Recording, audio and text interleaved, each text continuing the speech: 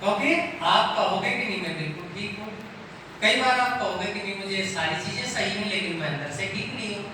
कैसे पता लगेगा? ब्लड टेस्ट करेंगे, उससे बहुत सारी चीजों का पता लगता है।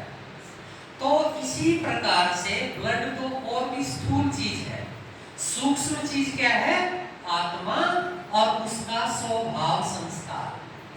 आत्मा के संस्कार कैसे दिखाई देंगे? स्वभाव के रूप में दिखाई देंगे। वैसे तो पता नहीं लगेगा किसी का, कैसे पता लगेगा? स्वभाव से पता लगेगा कि संस्कार कैसे हैं।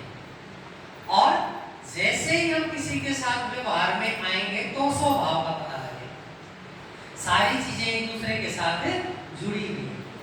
वैसे हम बहुत ज्ञान की बात करें, वैसे हम बहुत सारी धारणाएं भी करते हो, वैसे हम योग भी करते हो, लेकिन हमारे स्वभाव संस्कार के समय पर हमारे अंदर के जो दबे हुए संस्कार हैं, जो आसुरी संस्कार हैं, वो अगर बाहर आते हैं तो इसका अर्थ है कि हमारे अंदर अभी अच्छी तरह से ज्ञान की दवाई गई नहीं। तो उसके लिए क्या करना पड़ेगा? उसके लिए आज बाबा ने क्या बताया? चिंतन करना है, ज्ञान का चिंतन करना है। पिछली अव्यक्तवाणी में क्या बताया? 5-5 मिनट दोनों प्रकार के स्वरूपों में टिकने की कोशिश करनी है। क्यों टिकने की कोशिश करनी है? क्योंकि अंत में बहुत सारी चीजें ऐसी होंगी जिनके ऊपर हमारा कोई नियंत्रण नहीं है।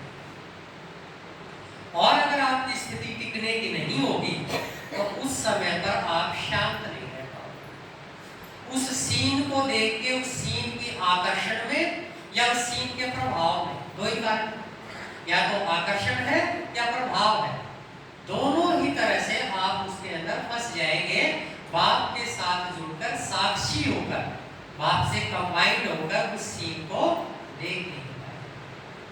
और बाबा ने कई बार बताया है अंतिम दृश्य कितना भयंकर होगा उसके बारे में आप सोच भी नहीं सकते। अभी देखो हजारों लोग मर रहे हैं, मर रहे हैं ना, चाहे वो ईरान का, इजराइल का और अमेरिका का युद्ध है, या यूक्रेन का और रशिया का युद्ध है, बाकी और बहुत सारे चलते ही रहते हैं, हमें नहीं पता, लेकिन हजारों लोग मर रहे हैं, उनकी कोई गलती नहीं है देखने में। लेकिन जिसको बाबा कहता है ना खूने नाहक खेल होगा, खूने नाहक मतलब बिना किसी कारण क्यों मर रहे हैं उनको पता ही नहीं। इसी तरह से ना हम उस तरह की बुरी मौत मरे और ना हम उस तरह की बुरी मौत के दृश्य को देखकर किसी भी प्रकार से विचलित हो। इसलिए भगवान ये अनुभव कर रहा है। इसलिए भगवान क्या कहता है? किस चीज का ध्यान रखना है? एक तो एवर रेडी बनना है, दूसरा क्या बनना है? अचानक के पार्ट का ध्यान रखना है। अचानक कुछ भी होगा, एवर रेडी हमें होना है। हम कैसे एवर रेडी होंगे? ज्यादा विस्तार को समेटना है। अभी समय कौन सा आ गया है? कौन सा समय आ गया है? कौन सा समय आया है? समेटने का समय।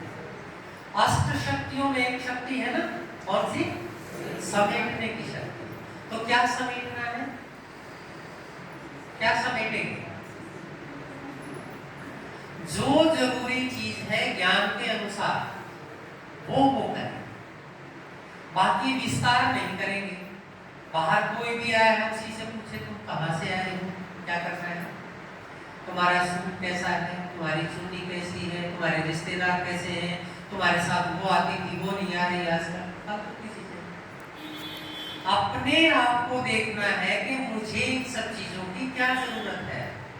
दूसरी चीज ये देखना है कि क्या ब्रह्मा बाबा ने ऐसा किया। तीसरी चीज, क्या भगवान ने किसी भी मुरली में ऐसा कहा है करने के लिए, तो हमें वही काम करने हैं, बाकी सब चीजों को समेटना है।